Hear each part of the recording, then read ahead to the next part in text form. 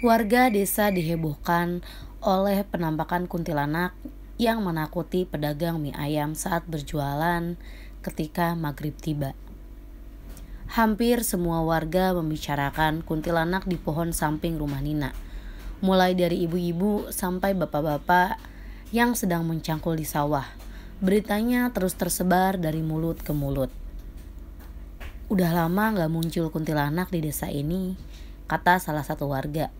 Berita muncul sampai ke telinga Abbas dan Nina selaku pemilik rumah yang dekat dengan pohon beringin. Namun, Abbas memilih diam dan mengabaikan berita itu. Ia tidak terlalu percaya dengan isu adanya kuntilanak di samping rumahnya. Tetapi hal itu tidak berlaku bagi Nina. Sang istri yang pernah dimimpikan oleh sosok itu merasa takut dengan isu yang beredar. Seperti biasa, Abbas pergi bekerja dan istri Pak Kades menemani Nina seharian. Siang ini, Nina kembali tertidur. Awalnya ia masih takut tidur siang akibat mimpi kemarin. Ditambah isu kuntilanak yang semakin membuatnya ketakutan. Tapi Ranti memaksanya untuk beristirahat. Demi kepentingan bayinya, ia tidak boleh kelelahan. Ranti juga duduk di samping ranjang Nina, menjaga wanita hamil itu selagi tidur sambil membaca sebuah buku. Nina bisa terlelap dengan sedikit tenang, tidak merasakan khawatir apapun. Sesosok kuntilanak datang menembus tembok kamar Nina dari arah pohon beringin. Rambutnya lurus panjang menutupi wajah. Kuku-kukunya panjang. Tercium aroma busuk saat makhluk itu muncul. Ranti menyadari makhluk halus itu. Sambil tetap duduk di kursinya, ia menatap ke arah kuntilanak. Wajah datar, tanpa rasa takut sedikit pun. Makhluk itu diam di tempat, tidak berani maju mendekati Nina. Sementara Ranti terus menatap tanpa berkedip. Selama beberapa menit, situasi terus seperti itu. Sampai akhirnya, kuntilanak menyerah dan mundur perlahan ke arah tembok lalu menghilang. Nina pun tetap aman dalam tidurnya. Ranti kembali mengalihkan pandangan ke arah buku yang sedang dibacanya. Waktu berjalan begitu cepat. Tak terasa sudah hampir 1 bulan Abbas dan Nina tinggal di desa ini. Semua berjalan lancar. Ranti terus menjadi teman bagi Nina. Wanita itu sudah dianggap sebagai kakaknya sendiri. Selama ada Ranti, Nina selalu merasa aman. Momen yang dinanti pun datang. Nina mulai merasakan sakit di perutnya.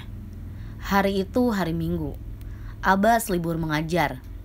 Melihat tanda-tanda istrinya akan melahirkan, ia segera memacu motor untuk memanggil bidan bersalin yang berada dekat di kantor desa. Sementara Nina, ia tinggal bersama beberapa tetangga di dalam kamar. Tak sampai setengah jam, Abbas sudah kembali membawa bidan. Nina segera diberi penanganan. Abbas berkeringat dan juga tegang. Sesekali ia mendengar suara sang istri yang berteriak saat berjuang melahirkan anak pertamanya. Tenang saja Pak Guru, santai. Semuanya akan lancar, kata salah satu tetangga menenangkan Abbas. Akhirnya Abbas bisa bernapas lega setelah beberapa menit. Suara tangis seorang bayi terdengar memecah keheningan. Semua warga yang hadir ikut bersyukur, mengucapkan selamat kepada Abbas. Abbas tidak sabar melihat anak pertamanya. Ia masuk ke dalam kamar dan bertemu dengan Nina, serta sang bidan yang telah menggendong bayinya. Nina masih terbaring lemas di kasurnya, tapi ia langsung tersenyum tipis saat melihat suaminya datang. Abbas sangat bahagia, tak lupa ia mengucap syukur dan mencium kening sang istri yang sedikit berkeringat. Kita berhasil sayang, ucap Nina. Setelah membersihkan bayi, sang bidan memberikan bayi tersebut kepada Abbas. Ia yang kini menjadi seorang ayah sedikit gemetar saat harus menggendong anak pertamanya. Dibawa anaknya mendekat ke Nina yang masih berbaring. Keduanya berbahagia sambil memperhatikan anak laki-laki mereka. Kabar mengenai kelahiran anak pertama Abbas sampai ke telinga kepala desa. Pak Jamal yang saat itu telah bertugas di kantor segera pulang untuk menjemput istrinya Ranti. Pria berkumis itu berjalan masuk ke dalam rumah. Warna cat hijau yang ada tampak macam bunga penuh warna menghiasi halaman depan rumahnya. Pak Jamal berjalan mendekat ke kamar, lalu membuka pintu. Sang istri sedang menyisir rambut di depan sebuah cermin besar dekat ranjang besar tempat mereka tidur. Sedikit cahaya masuk dari ventilasi. Ranti menatap sang suami melalui pantulan cermin. "Kenapa pulang, Mas? Ada perlu apa?" tanya Ranti. "Nina sudah melahirkan," kata Pak Jamal. Mendengar itu, Ranti langsung berhenti menyisir rambutnya. Ia diam dan berbalik badan melihat sang suami secara langsung. Mulutnya tidak berkata apa-apa. Mereka saling bertatapan selama beberapa detik. "Kamu sudah menunggu saat-saat ini kan? Kalau begitu, cepat rapi-rapi. Kita harus jenguk mereka. Kita harus ikut dalam kebahagiaan mereka," ucap Pak Jamal sambil tersenyum lalu beranjak pergi. Ranti mulai merapikan kebayanya yang berwarna putih dan kain batik yang ia kenakan. Tangannya membentuk sanggul dengan rambut yang panjang. Setelah selesai, Ranti mendekat ke meja kecil di sudut kamar. Ia membuka sebuah toples kaca berisi bunga melati. Tangannya mengambil satu bunga melati. Ia memasukkan melati itu ke dalam mulutnya. Sambil berjalan keluar kamar, Ranti mengunyah dan memakan bunga melati tersebut. "Ayo Mas," ajak Ranti kepada sang suami. Keduanya lalu sama-sama berjalan pergi melihat anak pertama Abbas dan Nina. Anak pertama Abbas diberi nama Pasa. Setiap subuh, Abbas selalu mengajak dan menimang-nimangnya di depan rumah. Atas permintaan Nina juga, Abbas membuat sebuah ayunan sederhana di pohon beringin tua itu. Nina sering duduk di ayunan sambil menggendong Pasa. Sebuah ayunan kayu dengan tali tambang yang sangat tebal, terpasang pada badahan pohon yang cukup kuat. Para tetangga dan warga sekitar ikut merasakan kebahagiaan mereka. Selain itu, Ranti sangat menyukai anak itu. Ia semakin betah berada di rumah Nina. Biasanya ia pulang setelah dan sebelum maghrib. Kini Ranti pulang setelah Isya. Kadang bayi itu menangis membuat Ranti semakin gemas. Kemudian Nina akan mengambilnya dan memberinya ASI. Saat itu sudah sekitar pukul 8 malam, Ranti baru hendak pulang ke rumah. Sayangnya sang suami tidak bisa menjemput karena ada pekerjaan. Tidak seperti biasanya, kali ini Ranti menerima tawaran Abbas untuk mengantarnya pulang. Ranti naik di jok belakang motor dengan posisi miring ke samping. Motor Abbas mulai berjalan. Lampu depannya menerangi jalan sekitar yang diselimuti kegelapan malam. "Masuk yuk," kata Nina yang berjalan membawa Pasya dalam gendongannya. Ia kemudian masuk ke...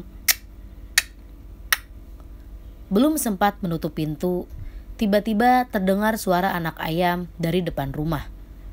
Suara anak ayam itu samar-samar dan kurang jelas. Karena penasaran, ia berjalan beberapa meter keluar, kemudian berdiri membelakangi pintu yang dibiarkan terbuka. Tanpa Nina sadari, sesosok perempuan bergaun putih serta rambut panjang berjalan masuk ke dalam rumahnya. Panjang rambutnya sampai sepinggang, dan gaun putih itu kotor dengan tanah yang basah. Ketika Nina berbalik badan, sosok itu sudah tidak terlihat lagi. Karena suara anak ayam sudah berhenti, Nina berjalan masuk ke dalam, menutup pintu dan lanjut menuju kamar. Sekilas, aroma bunga melati kembali tercium di dalam rumahnya. Tetapi Nina mengabaikannya. Ia membaringkan Pasya di kasur, lalu menyemprotkan pengharum ruangan, sehingga aroma melati berganti menjadi jeruk lemon. Terdengar suara ketukan pintu dari arah depan. Ketukan itu terus terdengar tanpa henti. Nina buru-buru berlari ke depan. Pintu dibuka, tampak sang suami berdiri di sana. "Oh, udah pulang," kata Nina. Setelah dibukakan pintu, Abbas langsung buru-buru berjalan menuju kamar mandi. Nina memperhatikannya menutup pintu. Sepertinya kebelet. Belum sampai masuk ke kamar, tiba-tiba terdengar suara motor berhenti di depan rumah. Saat ia menoleh ke depan jendela, sebuah cahaya motor menerangi dan sedikit masuk ke dalam. Ia hafal, suara motor itu adalah suara motor suaminya. Loh, Nina bingung. Kalau Abbas baru pulang sekarang, lalu yang tadi siapa? Nina mulai ketakutan, wajahnya berkeringat, tangannya gemetar. Pelan-pelan ia melangkah mendekat ke pintu. Tapi tiba-tiba sosok Abbas yang lain keluar dari kamar mandi. Nina pun menoleh ke belakang. Ia semakin takut. Ada dua sosok Abbas di dalam rumahnya. "Nina, jangan buka pintu. Aku Abbas yang asli," kata Abbas yang baru saja keluar dari toilet. "Sayang, bukain dong." Abbas di depan pintu kembali berteriak. Ia semakin bingung. Nafasnya terengah-engah dengan mata berkaca-kaca. "Jangan Nina, jangan dibuka," tegas Abbas yang ada di dalam rumah. Gagang pintu bergerak. Dibuka dari luar. Oh, gak dikunci ternyata. Entah Abbas asli atau bukan, ia masuk ke dalam dan tersenyum kepada sang istri. Tangannya memegang sebuah bungkusan berisi makanan. "Lain kali dikunci ya, bahaya tahu," kata Abbas. Kamu..." Nina yang masih bingung kemudian menoleh ke belakang. Dan ternyata Abbas yang tadi keluar dari kamar mandi sudah menghilang entah kemana. Nina terkejut, dirinya lemas, seluruh tubuhnya gemetar. Ia berjalan sempoyongan dan langsung duduk di sofa untuk menenangkan diri. Abbas berjalan ke dapur menyiapkan makan malam. Sementara Nina masih ketakutan. Dengan wajah pucat, ia kembali ke dalam kamar. Pasya tampak nyaman di kasur sambil memainkan tangannya. Nina membuka laci di salah satu meja. Ia mengeluarkan gunting kecil yang pernah diberikan oleh kakek Adi. Kini ia paham kenapa pria tua itu memberinya gunting kecil. Ia tatap gunting itu lekat-lekat. Tanpa sadar, dirinya terhanyut dalam lamunan. Suara panggilan Abbas membuyarkan lamunan Nina. Ia kemudian meletakkan gunting di bawah bantal tidurnya, sambil mengelus kepala Pasya. Ia berjalan cepat menuju meja makan menyusul sang suami. Pasya terdiam, tidak rewel dan tidak merengek. Sambil berbaring, mata bayi laki-laki itu menatap lurus ke depan, ke arah lemari kayu. Tepat di mana sosok kuntilanak tengah duduk di atas sambil menatap Pasya dengan kedua pupil mata yang mengecil, serta gigi-gigi yang runcing keluar dari mulut yang menyeringai lebar. Keesokan harinya, selesai azan zuhur, sebuah mobil berjalan masuk di jalan desa, berbelok ke sebuah jalan setapak yang ukurannya pas untuk satu buah kendaraan roda 4. Mobil berhenti tepat di depan rumah Abbas dan Nina. Keduanya sudah berdiri di depan sambil tersenyum memandangi tamu mereka. Setelah mobil berhenti, keluar satu orang pria berusia lebih muda dari Abbas. Pria dengan setelan kemeja biru dan celana hitam. Rambutnya tersisir rapi ke belakang. Jam tangan mahal terpasang di tangannya. Ia adalah Rio, adik dari Abbas. Keluar juga seorang wanita yang merupakan istri Rio. Wanita berjilbab biru muda itu bernama Rina. Tangannya menggendong bayi laki-laki berusia 4 bulan yang mereka beri nama Niko. Di sampingnya ada Diva, anak perempuan usia 5 tahun yang merupakan anak sulung Rio dan Rina. Abbas dan kedua adiknya duduk di kursi untuk berbincang-bincang. Abbas menanyakan soal kabar keluarga di kota, sekaligus bercerita mengenai kehidupan di desa. Rio dan Rina menyimak dengan serius. Sambil sesekali Rina menenangkan bayi yang menangis. Di tengah pembicaraan mereka, tiba-tiba Ranti berjalan keluar rumah. Sontak mereka bertiga langsung menoleh. "Mbak mau kemana?" tanya Abbas. Ranti berhenti tanpa menoleh dan menjawab, "Mau pulang." Jawabnya singkat dan datar. Kemudian lanjut berjalan pergi meninggalkan rumah tanpa alasan yang jelas. "Siapa Mas?" tanya Rio. "Dia Ranti, istri kepala desa," jawab Abbas. "Oh, kok kayak sinden?" kata Rio. "Penampilan dia selalu begitu," jawab Abbas.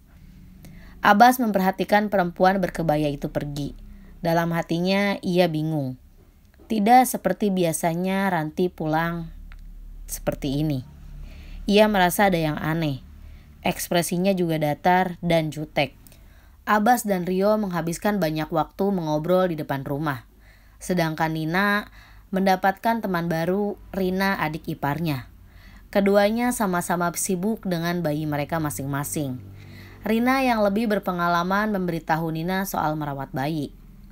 Sampai akhirnya malam pun tiba. Kian larut hingga mata mengantuk. Apalagi setelah perjalanan yang mereka tempuh dari pagi sampai ke rumah Abbas. Tuan rumah menggelar kasur di lantai di ruang tengah untuk tidur Rio dan anak-anaknya. Alih-alih bisa tidur, mereka justru terjaga hingga tengah malam. Sejak maghrib, Niko rewel, terus menangis tanpa henti. Sudah diberi ASI, dot, susu, tetap saja bayi itu menangis meraung-raung. Rio dan Rina kebingungan melihat anak mereka. Tidak biasanya Niko menangis sampai selama ini. "Kenapa ya Mas?" tanya Rina. "Gak tahu, apa dia sakit?" ucap Rio. "Enggak Mas, gak panas," jawab Rina. Suara tangisan bayi itu membuat Nina terbangun dari tidurnya. Baru 2 jam ia memejamkan mata. Kini ia bangkit dari kasur, berjalan keluar. Wajahnya sedikit cemas dengan keadaan Niko. "Belum diem juga Rin?" tanya Nina. Karena khawatir, Nina mengajak Rina dan Niko untuk pindah ke kamarnya saja, biar Abbas yang tidur di luar. Setelah pindah ke kamar Nina, tiba-tiba saja Niko berhenti menangis. Kini bayi itu sudah tenang dan diam. Tapi matanya terus melihat ke arah lemari di sudut ruangan. Entah apa yang bayi itu lihat. Matanya seakan ditarik untuk menatap ke arah itu. Sayangnya, Nina dan Rina tidak menyadari hal ganjil ini. Di luar, Abbas dan Rio tidur di kasur lantai. Kakak beradik itu tidur dengan cepat dan pulas. Sesekali terdengar dengkuran. Akhirnya malam kembali tenang setelah tangisan Niko berhenti. Baru tidur beberapa jam, Abbas kembali membuka matanya. Ternyata jam masih menunjukkan pukul 1.30 dini hari. Entah bagaimana dia bisa tiba-tiba terbangun sebelumnya tidurnya cukup pulas. Ia mengucek matanya dan sedikit menggeliat. Mulutnya menguap lalu membalikkan badan ke samping. Ia menatap ke Rio. Ternyata Rio juga terbangun dari tidurnya. "Loh, Rio belum tidur?" tanya Abbas. "Shh." Rio menempelkan jari telunjuknya ke bibir, menyuruh Abbas untuk tetap diam. "Jangan berisik Mas." Wajah Rio tampak pucat berkeringat. "Coba Mas denger gak?" "Pasang telinga Mas baik-baik," ujar Rio menambahkan. Keduanya lalu diam, saling berbaring miring dan berhadapan. Matanya saling bertatapan dengan ekspresi yang serius. Abbas memasang telinganya baik-baik, mencoba mendengar suara yang dimaksud Rio. Awalnya ia tidak mendengar apa-apa. Kemudian beberapa detik barulah ia mendengar sesuatu. Rio semakin ketakutan. Suara perempuan yang entah dari mana asalnya. Perempuan malam-malam begini, dan suaranya terdengar samar-samar. "Suaranya jauh," kata Abbas. Rio menelan ludah. "Mas, Kalau suaranya jauh, itu artinya dia dekat. Itu suara kuntilanak, Mas. Astagfirullah. Jangan sembarangan kamu. Abbas kaget mendengar perkataan adiknya. Udah tidur, jangan didengerin, baca doa. Abbas memejamkan matanya kembali. Begitu juga Rio. Keduanya sama-sama berusaha untuk tidur. Tapi sekuat apapun mereka berusaha tetap tidak bisa. Suara itu terus terdengar. Saat menutup mata, suaranya semakin terngiang-ngiang. Karena penasaran dan tidak bisa tidur, Abbas bangkit dari kasur dan duduk. Wajahnya mengantuk, rambut berantakan. Suara tangisan itu masih terdengar. Mata Abbas melihat ke sana ke sini mencari sumber. Abbas memutuskan untuk mengecek keluar rumah. Tapi Rio berharap kakaknya untuk mengurungkan niatnya. Tetapi Abbas percaya diri dan berjalan tanpa rasa takut. Karena takut ditinggal sendirian di ruang tengah, Rio akhirnya memutuskan untuk ikut. Abbas membuka kunci, memegang gagang pintu. Ketika pintu terbuka, hawa dingin angin malam menerpa mereka. Suara itu masih terdengar. Namun, tidak ada siapa-siapa di luar. Suasana hening, sepi, dan sedikit mencekam. Mereka melangkah keluar. Abbas berada di depan. Ia lalu melihat ke segala arah. Tidak ada tanda-tanda keberadaan orang. Hanya ada suara jangkrik dan sesekali kucing lewat di depan rumah. Udah aku bilang, kuntilanak Mas itu, ucap Rio sambil mengajak Abbas untuk kembali masuk ke dalam rumah. Tapi Abbas tidak bergeming. Ia masih melihat ke sekitar. Ia sadar ada yang aneh. Dalam diam, ia merasakan sesuatu yang tidak beres berada di sekitarnya. Mendadak suara tangisan dan tawa perempuan itu melengking menusuk telinga. Angin kencang berembus, menerbangkan dedaunan di pohon beringin yang lebat. Seluruh tubuh mereka merinding. Rio semakin ketakutan. Masuk Mas! Rio langsung mengambil langkah 1000 dan masuk ke dalam rumah. Sedangkan Abbas menoleh ke asal suara.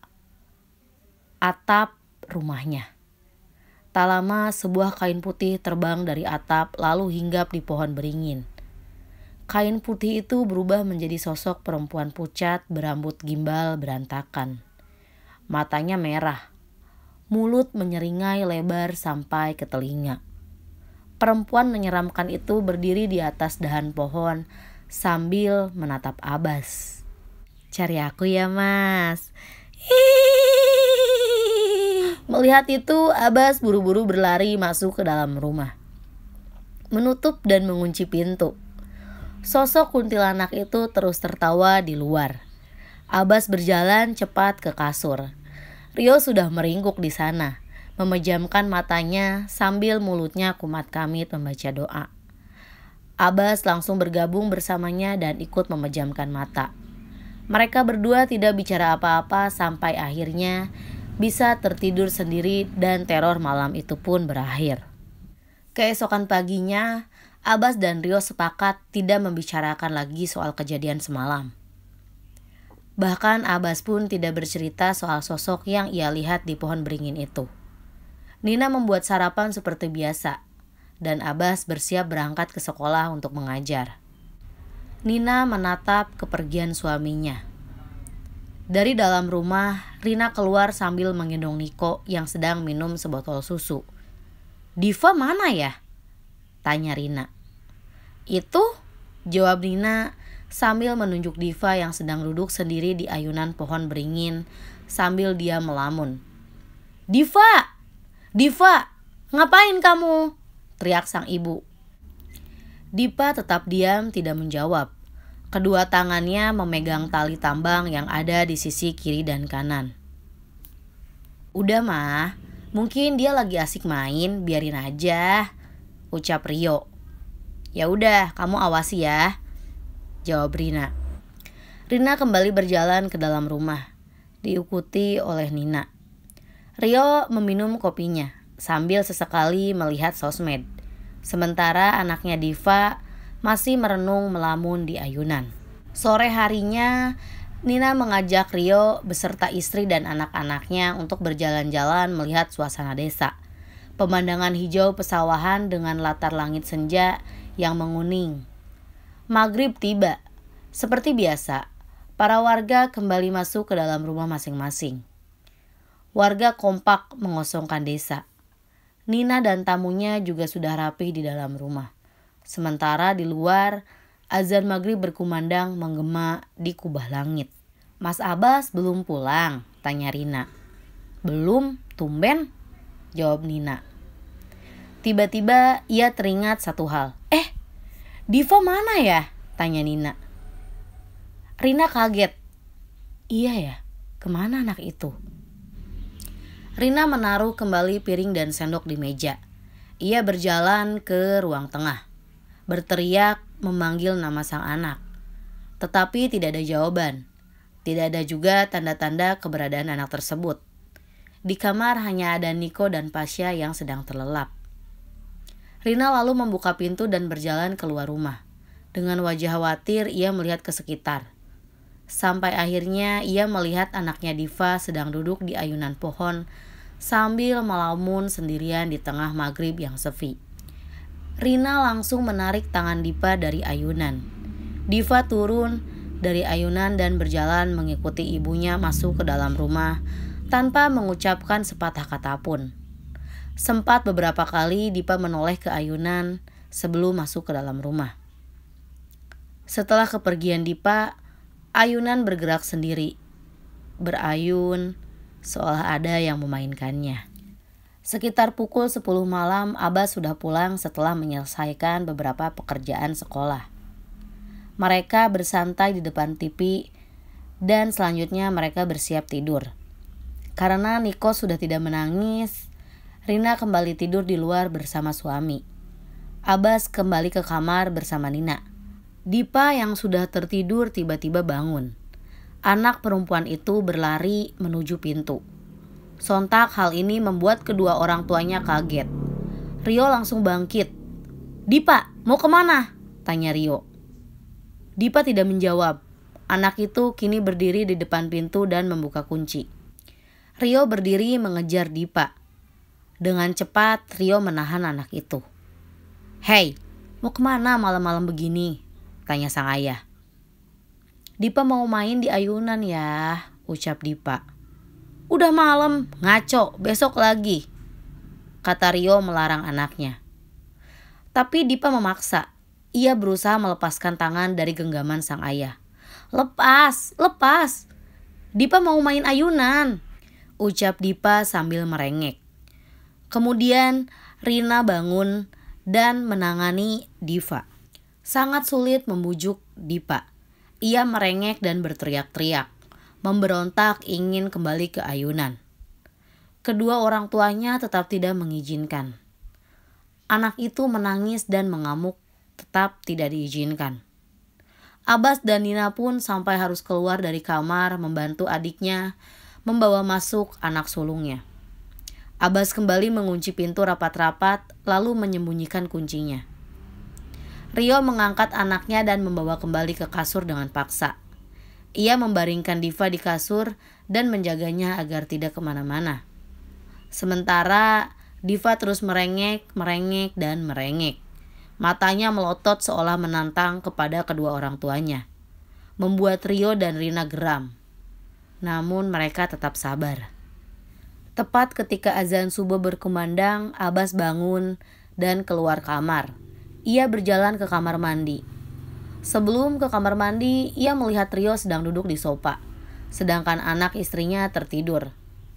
Rio, tumben bangun, sapa Abbas.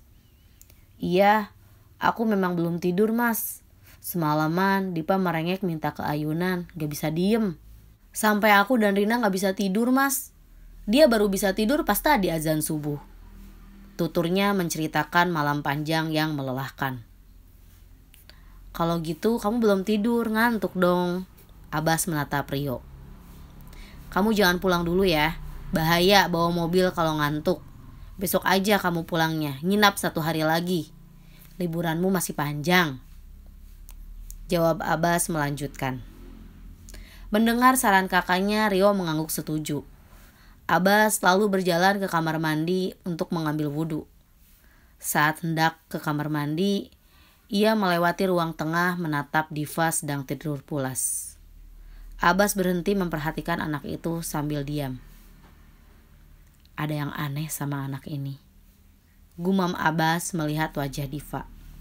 Setelah matahari terbit seperti biasa, Abbas kembali berangkat menuju sekolah. Rencana Rio dan keluarga pulang hari ini gagal karena mereka mengantuk setelah semalaman suntuk menjaga Diva. Diva kembali bermain di ayunan pohon beringin. Tatapan matanya kosong. Tangannya berpegangan pada tali ayunan. Pagi itu cuaca sedikit mendung. Matahari pagi tidak muncul dari ufuk timur. Angin bertiup dingin menerbangkan dedaunan yang berserakan di halaman depan rumah. Diva, tiba-tiba terdengar suara dari belakang. Diva menoleh. Suara itu bersumber dari pohon beringin yang memiliki akar besar. Ia melihat, mencari suara orang itu. Suara yang terdengar samar dan pelan, sedikit lirih. Sejauh mata memandang, tidak ada siapapun di sekitarnya. Diva kembali menghadap ke depan. Diva, aku di sini. Main yuk. Suara itu kembali terdengar. Diva menoleh lagi, tapi tidak ada siapa-siapa. Diva, sini main. Lagi-lagi suara itu muncul. Untuk ketiga kalinya Diva menoleh. Tepat di depannya berdiri sesosok perempuan berbaju putih panjang. Rambut hitam tidak terawat berantakan, seperti benang kusut. Wajahnya hancur, tapi masih bisa terlihat bentuk mulut dengan senyum menyeringai. Sosok menyeramkan itu menatap Diva dengan bola mata yang hampir terlepas dari tempatnya. Melihat itu, Diva tersenyum dan berdiri. Ayo kak, kita main, ajak Diva. Entah apa yang dilihat oleh mata anak itu. Ia sama sekali tidak takut. Sosok kuntilanak itu lalu mengarahkan tangannya yang pucat dengan kuku yang panjang. Diva memegang tangan kuntilanak. Keduanya berjalan bersama menuju pohon beringin. Jam menunjukkan pukul 11:30 siang. Hampir masuk azan zuhur. Namun Diva tidak juga terlihat batang hidungnya setelah keluar dari rumah tadi pagi. Rio sudah mencari kemana-mana tetapi tidak juga ketemu. Nina dan Rina duduk di kursi depan dengan wajah yang cemas. Sambil berdoa, Nina terus menenangkan adik iparnya itu agar tidak terjadi apa-apa kepada keponakannya. Rio berjalan mendatangi setiap orang yang ada di desa. Bahkan ia berjalan sampai ke ujung pemukiman warga. Pencariannya tidak membuahkan hasil. Dengan lesu, Rio kembali ke arah pulang. Tangannya merogoh saku dan mengeluarkan ponsel. Halo, sapa Abbas. Mas, ada masalah. Diva hilang, Mas. Kok bisa? Hilang gimana maksudnya? Tanya Abbas. Tadi pas Mas berangkat, Mas lihat Diva main di ayunan kan? Nah, setelah itu dia gak kelihatan lagi Mas sampai sekarang. Aku udah nyari kemana-mana, sampai tanya-tanya ke warga, tapi gak ada yang lihat dia. Gimana ini Mas? Apa kita perlu lapor polisi Mas? Soalnya ini di desa loh Mas. Diva pasti gak akan jalan jauh. Lagian dia juga gak tahu jalan-jalan di desa. Tutur Rio menceritakan kronologi sekaligus meminta saran. Mas sekarang akan ke rumah Pak Kades terus pulang. Kamu tunggu di rumah, ucap kakaknya menenangkan. Setelah percakapan mereka berhenti, telepon ditutup oleh Rio. Ia berjalan cepat kembali ke rumah. Wajahnya penuh dengan peluh dan badannya lemas. Ia kurang tidur, bahkan belum makan. Dan kini ia harus berhadapan dengan masalah yang besar seperti ini. Sesampainya di rumah, Rina dan Nina langsung berdiri saat melihat kedatangannya. Kedua perempuan itu berharap-harap cemas, tapi dari yang mereka lihat, sepertinya Rio tidak membawa pulang apa-apa kecuali rasa lelah dan pegal di kaki. Beberapa saat kemudian, Abbas muncul, tapi tidak seperti yang ia janjikan. Ia tidak datang bersama Pak Jamal. Ia datang seorang diri ke rumah. Rio langsung berdiri saat motor berhenti di depan rumah. "Pak Kades gak ada," kata tetangganya. "Dia baru aja pergi sama istrinya," kata Abbas menyampaikan kabar yang kurang bagus. "Jadi gimana Mas? Apa solusinya?" tanya Rio yang mulai frustasi. "Ayo kita cari sekali lagi," ajak Abbas.